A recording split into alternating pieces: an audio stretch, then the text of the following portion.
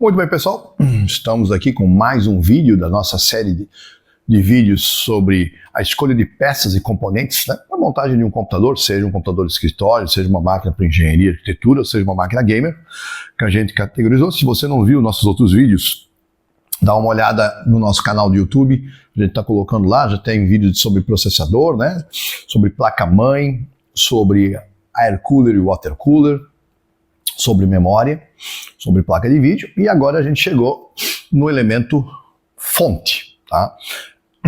Como o último vídeo foi sobre placa de vídeo, tá? Eu já resolvi trazer fonte agora porque os dois elementos estão interligados de forma íntima.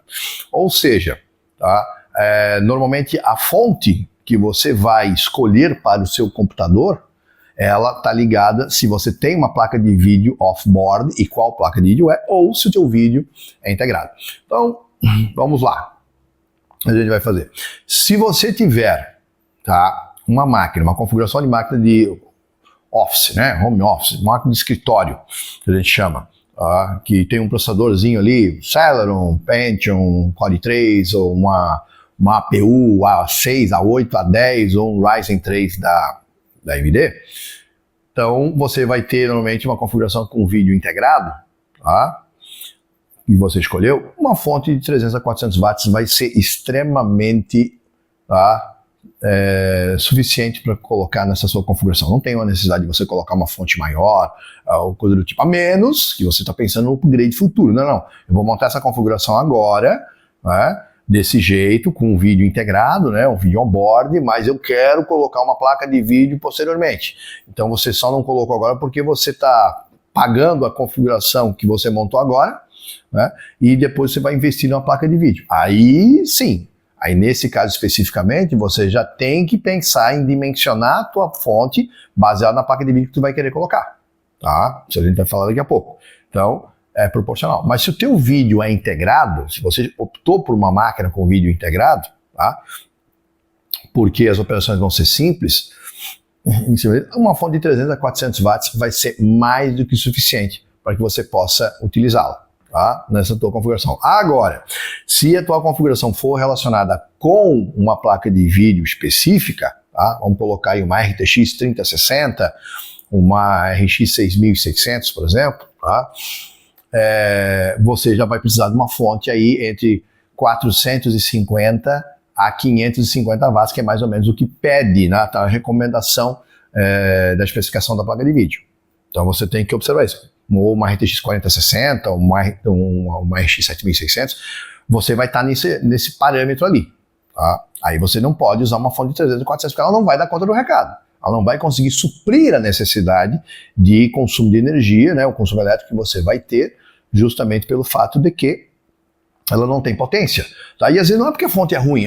Você tem fabricantes bons aí, Corsair, XPG, Thermaltake. Aí você tem uma fonte lá de 500 watts da Corsair. Pô, uma fonte boa, excelente qualidade, tudo bonitinho. Aí você vai lá e coloca uma placa de vídeo que exige uma fonte de 700 watts.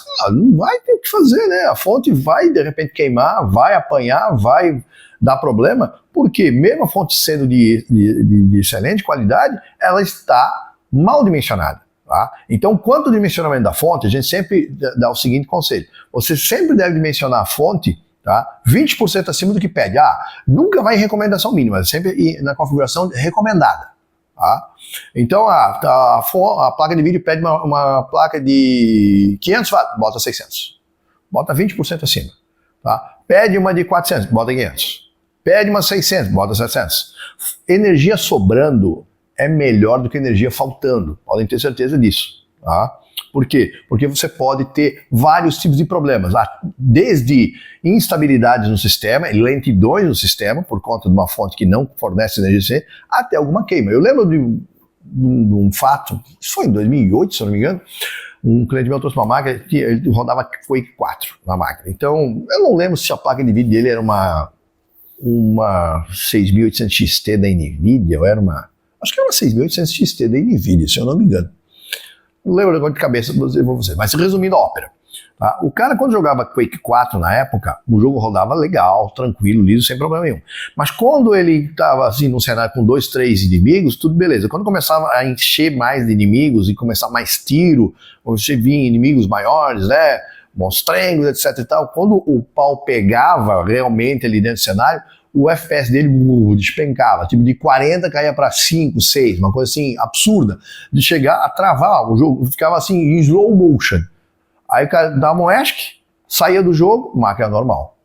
Carregava o jogo, máquina normal. Começava o jogo, máquina normal. Começava a encher o cenário começava a ficar com recursos gráficos mais pesados, simplesmente a máquina começava a ficar extremamente lenta, ele tinha que sair. Tá? Só que a placa de vídeo estava dimensionada para o jogo até com sobra. Tá? Tinha até uma sobra na placa de vídeo ali. Então, eu fiz os testes, não conseguia encontrar o porquê. Até que eu vou dar uma olhada na fonte. A fonte que ele tinha na época, tá, era uma fonte de 400. Se eu não me engano, era 450. A placa de vídeo pediu uma de 450. Ele tinha uma de 400. Tá, beleza. Se tu usar carga 100%, até vai. Mas é aquele primeiro problema. E limite. Só que a fonte, além de ser de 400, era uma fonte, abre aspas, Xing Ling. Tá? Era fonte desses genericão que vinha do Paraguai. Coisa muito boa. Veio do Paraguai. Mas sabendo onde comprar. Mas ali veio uma fonte daquelas que provavelmente 400 estava ali no rótulo, mas ele entregava ali, sei lá, 290, 320. Então já não era a fonte correta e já estava com dimensionamento errado para a placa de vídeo. E estava acontecendo isso. Por sorte não queimou nada. Podia ter queimado a placa de vídeo, podia ter queimado a fonte, mas ele disse que eu não senti isso quando eu fiz os testes. Mas ele disse que teve dia de calor, de verão, e dele tá rodando e acontecer esse tipo de coisa, ele sentiu cheiro de queimado. Provavelmente, claro, a fonte usando muito mais do que o limite que ela permitia, não sendo uma fonte de boa qualidade, porque né, uma fonte tipo Corsair, Thermaltake, XPG, até uma fonte da Aerocool, né, que tem modelos ruins também, né, dentro desse leque ali, mas que costumam ter componentes de melhor qualidade, são fontes com certificações melhores e mais, digamos assim, adequadas, tá? Porque ela estava apanhando. Então, isso fazia com que aquela fonte estivesse sofrendo muito. Por sorte, nada queimou. Mas vai ter queimar. Então, fonte, coloca uma coisa que eu vou dizer vocês, é uma coisa muito séria, você não deve brincar com fonte. A fonte sempre deve procurar uma fonte de boa qualidade, tá? E que seja dimensionada sempre com superdimensionamento, ou seja, para mais. Isso é mais ou menos igual a gente costuma brincar de ar-condicionado. Você tem um ambiente que o ar-condicionado, o cara chega lá e diz, quanto é que precisa? Bota um ar-condicionado 9.000 que vai dar quanto? Mete 12. Bom, mete 12. O que vai acontecer? O ar-condicionado está acima do limite daquele ambiente. Ele vai trabalhar muito mais folgado, tá? Ele vai gastar menos energia, porque o motor dele vai se desligar, vai ficar mais tempo. Tá? Rapidamente ele vai atingir a temperatura e não vai se esforçar. A máquina não vai ficar 100% trabalhando. Agora, o contrário, tu tens um ambiente que o ar-condicionado tem que ser de 12 e o cara só tem dinheiro para de 9.000. O que vai acontecer? Aquele ar-condicionado vai sofrer para manter a temperatura naquele ambiente, muitas vezes não vai conseguir, dependendo da temperatura externa, né, do ambiente, e a máquina dele vai trabalhar 100%, você vai ter um consumo de energia muito maior. Tá? Então, superdimensionar uma fonte é mais ou menos que nem no ar-condicionado. Você vai ter ganhos, gasta mais no início, é verdade, mas você tem ganhos para frente. Tá? A coisa vai se pagando, vai compensando. Então, procurar colocar uma fonte tá, acima da especificação solicitada, não tenha dúvida disso que é de extrema importância. Então você tem que olhar a tua placa de vídeo. A placa de vídeo determina. Quanto é que a placa de vídeo precisa? De 500 metros, 600. Então é a placa de vídeo que determina. Tá? Então você vai botar uma máquina para engenharia e arquitetura, uma máquina para gamer, são configurações similares, você vai colocar hoje, tá, como eu falei no vídeo de placa de vídeo, não viu? Assiste lá no nosso canal lá do YouTube, tem lá um vídeo sobre placa de vídeo. Já aproveitando, não deixa de dar um curtir aí no nosso vídeo, compartilha, se inscreve no nosso canal do YouTube, segue a gente lá no Instagram, nas redes sociais, tá? Ajudem a aumentar a comunidade da Maia Informática, beleza? Então vamos em frente. Então, o que acaba acontecendo? Todo o dimensionamento da fonte, ele está ligado com a placa de vídeo. Claro, se você colocar um processador i7, Ryzen 7, Ryzen 9, Core 9, que são processadores que têm consumos ali de TDPs acima de 200 watts, também tem que levar ele em consideração. Tá? Também tem que levar. Existem sites, tá? Ou, se eu não me engano, é OutVision, se eu não me engano é um deles. Mas se você colocar no Google assim, calculadora de fonte, vai aparecer vários sites onde você pode colocar as informações que você quer. Ah, eu tenho processador tal, placa de vídeo tal, HD tal, SSD tal, e ele te dá um cálculo de quanto de consumo, tá, aquilo vai ter, e aí a fonte, sempre aquele valor que está lá, tá, coloca 20%. Tem vídeo lá no canal do YouTube também a respeito disso. Também fiz um vídeo lá sobre fonte, sobre dimensionamento de fonte, sobre o site, fazer o cálculo. Dá uma olhada lá no canal do YouTube, lá procura lá que também tem um videozinho lá sobre fonte para orientar vocês sobre isso. Então é importante você ter esse tipo de dimensionamento. Sempre acima, porque a fonte é extremamente importante dentro do conceito. Apesar que no Brasil relega-se, o cara se preocupa com a placa de vídeo, se preocupa com o processador, preocupa com a memória, com o SSD e não se preocupa com a fonte. E a fonte, gente, a placa de vídeo está ligada nela, a tua placa-mãe está ligada nela, se tu tiver HD, o gravador está ligado nela, tá? Tiver SSD SATA, vai estar ligado nela, tá? Teus fãs, todo o teu circuito vai estar ligado nela, vai precisar de energia da fonte. Então, uma energia limpa, estável, tá? E com sobras, com qualidade, é fundamental para o funcionamento da tua máquina. Tá? Porque muitas coisas podem acontecer. Tua máquina pode desligar, tua máquina pode resetar, tua máquina pode congelar, tá? Tua máquina pode dar até tela azul, pode acontecer. Tá? Isso se nada queimar. Então você tem que observar sempre a fonte de energia que você vai colocar no teu computador. Configurações de entrada, tá? Para home office, fontes entre 300 e 400 watts sem problemas. Configurações para engenharia de arquitetura ou para gamer, daí depender da placa de vídeo. A placa de vídeo e a fonte estão intimamente ligadas na hora de você escolher. Escolheu a placa de vídeo, tu já vai ter que olhar, dependendo da informação de consumo dela recomendada, tu vai escolher a tua fonte e sempre o conselho que eu dou é colocar 20% acima. Tá em dúvida se a fonte que você escolheu é interessante, não é interessante, tá? Ou coisa do tipo? Tem um site, por exemplo, o TechLab. O TechLab, o pessoal é profissional lá, fazem testes de fontes, fazem especificações, fazem live de 1, 2 horas lá, tentam explodir, abre aspas, da fonte, força a fonte até o limite, o que acaba acontecendo. Então, você tem informações técnicas extremamente relevantes, tá? Às vezes tem muita informação que você não vai entender, mas eles dão um resumo lá, a conclusão, essa fonte vale a pena, essa fonte não vale a pena, e assim por diante. Até esses dias, tá? Eu estava olhando uma fonte ali, porque valores de fonte é um pouco complicado. Uma fonte de 500 watts costuma estar entre 250 e 400 reais, dependendo do fabricante, dependendo da marca, dependendo de vários fatores. Tá? E eu estava vendo a fonte específica, tá? Não vou entrar em detalhes aqui, de nomes, tá? Mas estava vendo uma fonte ali e essa fonte estava no site por 189 a 209. Uma fonte de 500 watts achei interessante, fui dar uma olhada e o TechLab testou essa fonte. Tá? E foi uma grata surpresa, os caras testaram e acharam a fonte decente, botaram mais de 20% de carga e a fonte aguentou, então passou uma informação muito útil. Então uma fonte que teoricamente eu mesmo descartaria para uma compra, que eu estava procurando fonte para comprar aqui, para colocar em mais 2 máquinas que eu estou mandando aqui para o nosso laboratório de cursos, tá? E eu passei a considerar aquela fonte porque ela teve um resultado bem positivo, apesar do preço dela não estar dentro da faixa de compatibilidade. Porque fontes muito baratas, pega uma fonte dessa, tá lá a fonte, eu já peguei, fonte de 500 watts, 109 reais. Cara, não compro. Não compro porque eu acho que nem o melhor teste do mundo vai conseguir salvar aquela fonte. Tá? Nem que o cara seja o mais gente boa do mundo. Porque não vale. Tá? Não tem como aquela fonte ser 500. Às vezes ela está marcada 500, ela está entregando 290, 280, 320, tá entendendo? Está entregando bem menos do que ela está marcando. E aí você vai comprar gás por lebre. Então é uma coisa que não é interessante você fazer. Então abre o olho com o valor de fonte também. Fonte muito barata, desconfia. Principalmente marcas desconhecidas. É uma Corsair, uma XPG, uma Thermaltake, marcas mais conhecidas do mercado, que tem mais tradições no mercado. Opa, pode ser uma promoção, pode ser uma série. Por exemplo, você pode pegar uma promoção, tá? Porque existem basicamente 3 tipos de fontes. Tem a fonte normal, que a gente chama de medusa, eu tenho uma aqui, só para mostrar para vocês, ó. Todo o cabeamento sai aqui de dentro da fonte, do trafo, tá? Tem a fonte semi-modular, onde somente sai o ATX 24 pinos e o ATX 12 volts, ou EPS 12, né? Volts, que sai do trafo. O resto aqui você vai ter várias tomadinhas aqui, e aí você pode conectar os cabos Molex, o cabo SATA, porque vem um chicote separado para você fazer as conexões, tá? É interessante? É uma semi-modular. E tem a full modular, que Não, nem o ATX 24, nem o EPS 12 ou ATX 12 volts é conectado direto do cabo. É tudo por tomada, tudo plug você conecta.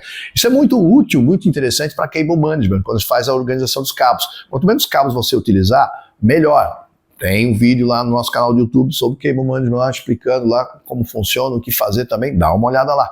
Também, para você se adquirir esse tipo de conhecimento também. Tá? Então, voltando à fonte, é interessante você pegar uma semi-modular. Por quê? Porque às vezes uma modular de 500 watts, por exemplo, 500 watts, ela está custando R$600, a semi-modular está custando R$500 e aqui não é, a normal está custando R$280. Só que às vezes é a mesma fonte, com as mesmas especificações, com os mesmos tipos de proteção, a mesma coisa, só não tem as facilidades das conexões do cabo. Tá? Então a gente recomenda, se for, pega a semi-modular, porque ela ajuda bastante no cable management, limpa bastante o ambiente, tá? Do interno da máquina, onde você vai ter um airflow, um fluxo de ar, né? Muito melhor por conta da menor quantidade de cabos. Só que aí o problema é preço. Tá? Eu, por exemplo, quando eu fiz o upgrade em 2012, eu peguei uma fonte 750 do Corsair e olha que eu tenho uma RTX 4060, que pede ali até 550 watts. Eu já dimensionei uma 750, já porque eu tenho dois HDs na máquina, tem um backup, tem SSD SATA, tenho mais SSDs M.2, então tem um consumo elétrico ali um pouquinho mais pesado, tá? De fãs, assim por diante. Então, eu dimensionei. Eu peguei uma 750 full modular, porque quando chegou na hora da Black Friday, tá, a full modular estava com o preço da semi-modular, porque às vezes a full modular não sai tanto quanto, não tem uma demanda tão grande de venda quanto as semi-modulares, tá? E aí, para os caras de overstock, os caras vão lá e fazem o quê? Pega o preço da full modular e bota o preço da semi-modular. Aí, opa, é a oportunidade. Eu já tinha decidido comprar semi-modular, eu sabia a marca, modelo, tudo direitinho, tá? Aí acabei pegando uma full modular por conta da promoção. Mas aí são situações específicas e pontuais. Então você tem que ficar ligado nesse tipo de situação, tá? Por quê? Porque uma fonte normal, por uma fonte full modular com todas as especificações iguais, pode dar uma diferença de R$200 a R$300. Aí você tem que ver se isso vale a pena no teu bolso. Tá? Como eu disse, o ideal é uma semi-modular, mas tu não tem dinheiro, pô, eu não vou gastar mais R$100, eu vou gastar para botar num SSD. Beleza, tá? Vai dar um pouquinho mais de trabalho no cable management, não tem problema nenhum. Mas tudo vai depender. Nesses dias eu montei uma configuração para um cliente meu, máquina de escritório mesmo, tá? Colocamos ali um Core i3, 8 GB de memória, ele botou um SSD de 500 GB M.2 na máquina, tá? Não tinha HD, não tinha gravador, não tinha SSD SATA, não tinha, eu só usei o cabo ATX 24 e o ATX 12 volts para conectar. Tá? Os dois fãs que vieram no gabinete conectados já nos conectores RGB da placa-mãe e acabou. Tá? O restante do cabeamento, que ele comprou uma fonte normal, tá? Se ele tivesse comprado uma semi-modular, só tinha esses dois cabos e não tinha mais nada na fonte. Quando ele comprou uma fonte normal, eu peguei o resto do cabeamento e coloquei no gabinete, fiz o cable management e coloquei lá no PSU cover embaixo ali no gabinete para esconder os cabos e acabou-se, porque ele não tinha utilidade para nenhum dos outros cabos. Então aí uma semi-modular ali seria mais interessante, só que não compensava para ele. Ele botou uma fonte de 400 watts, tá? Que estava mais do que excelente, que eu dimensionei para ele ali, para aquela configuração da máquina dele. Então é uma coisa que tem que se levar em consideração. Então você deve pesquisar sempre, dar uma boa olhada nas fontes, os modelos de fontes, nas marcas, desconfie de preços muito baratos. Tá? Quando você desconfiar de uma marca, de um modelo, etc. Tal, procure informações na internet, vai dar uma olhada lá no site TechLab, ver se os caras não fizeram testes. Tá? O pessoal tem testes excelentes lá, realmente forçam, tá? Ver qual é se ela aguenta a potência, qual o ripple que ela tem, tá? Ou a qualidade dos capacitores, varistores, circuito de entrada, de saída. Tá? Isso é muito importante, essas características, porque são tudo coisas que o pessoal relega, não, fonte é qualquer uma. Não é qualquer uma. Fonte é muito importante, fundamental, porque ela mantém e alimenta todo o teu circuito, todo o teu sistema é alimentado e mantido pela fonte. Então é importante você pegar uma fonte de dimensionamento. Então, máquina de entrada, fonte de 300 a 400 watts. Não tem placa de vídeo, é o vídeo integrado. Se você vai colocar uma placa de vídeo, a fonte vai ficar atrelada a ela. Olha lá o que a placa de vídeo está pedindo de configuração recomendada e acrescenta 20% pelo menos em cima. Tá? Quanto mais estiver sobrando, melhor. Tá? Fontes trabalhando no limite são perigosas. Tá? Ainda mais uma fonte que de repente não entrega o que diz que entrega. Imagina uma fonte ter que trabalhar a 500 watts, mas ela não está entregando 500, está entregando 420, mas a tua placa de vídeo pede de 550, então ela já está abaixo. Aí tu vai usar tudo da tua placa de vídeo, tudo do teu sistema vai exigir os 550, ela é 500, mas é só 50, né, 10%. Mas não é 10%, porque na verdade é mais de 20%, porque ela não chega a entregar nem 420, tá? E aí é um problema. Aí você pode ter um dano na sua fonte, nos componentes e assim por diante. Já imaginou perder uma placa de vídeo que você está pagando ainda, lá em 20 vezes lá no cartão de crédito? Não dá, né? Então, o dimensionamento da fonte é fundamental. Pensando no momento ou pensando para o upgrade, né? Que é aquela velha história de upgrade. Cara, não vou montar agora, mas no futuro eu vou colocar uma fonte, uma placa de vídeo. Aí já, mais ou menos, uma placa de vídeo dimensiona. Senão tu vai ter prejuízo, tu vai ter que pegar aquela fonte, vai ter que vender e comprar uma outra. Vocês sabem que a fonte, se tu pagou 200, tu não vai conseguir. Às vezes vai conseguir 100 na fonte, às vezes nem isso. Tá? Então tem que tomar cuidado justamente nesse tipo de situação. Dimensionamento da fonte é o mais adequado. Fiquem de olho na placa de vídeo. O que a placa de vídeo pedir de fonte recomendada, coloca uma fonte com 20% a mais. Procure ver as análises sobre as fontes e procure mais. Esqueça essas marcas aí desconhecidas, que ninguém sabe nem de onde saiu. Tá? Tem bomba em tudo quanto é canto, tem bomba no mercado nacional, tem bomba que vem do Paraguai, tem fonte bomba que vem do AliExpress, tudo. Ah, então, se você não tiver uma referência, uma análise feita por algum site, alguma coisa que você confia, que tem algum tipo de credibilidade, é interessante não pegar. Eu sempre faço isso, vou lá e faço análise, etc, procuro uma informação que seja profissional, que me dê um posicionamento. Aquele cara, fiz um box, tá falando, gente, tá bom, nada contra, mas fazer um box eu fiz um box não significa nada. Você fez um box, olhou, ela é bonita, o cabo dela parece que é bom, etc, tá? Mas beleza não vai dar característica técnica, não vai dar eficiência energética para a fonte. Tá? Então, a beleza não vai mandar nesse quesito. O que vai mandar é a qualidade dos seus componentes, tá? A capacidade energética que ela entrega e assim por diante. E isso são coisas que o cara tem que observar. Esquece beleza, até porque a fonte está dentro da máquina lá, vai estar no fechado. Aí, hoje em dia, tem lá, os gabinetes tem o PSU Cubra, a fonte lá dentro, ninguém vê nada na fonte. Tá? A fonte nem aparece. Então, beleza não é alguma coisa para se levar em consideração. O que deve se levar em consideração é a eficiência dessa fonte. Tá? E só para finalizar, tem um padrão de fonte novo que estão fazendo agora, só para vocês terem uma ideia. Normalmente os cabos saem daqui, né? Você tem a fonte aqui, os cabos saem daqui, eles estão colocando os cabeamentos saem daqui. Aí são fontes modulares, por enquanto que eu vi, o cabeamento sai daqui. Então, em vez de tu ter que fazer toda essa volta aqui com o cabo já vai sair daqui. Facilita muito, porque, são algumas fontes que os padrões novos que eu estou vendo aí de fontes agora. Só que, claro, né, gente, qual é o grande problema? Dinheiro, né? É muito mais cara. Esse é o detalhe.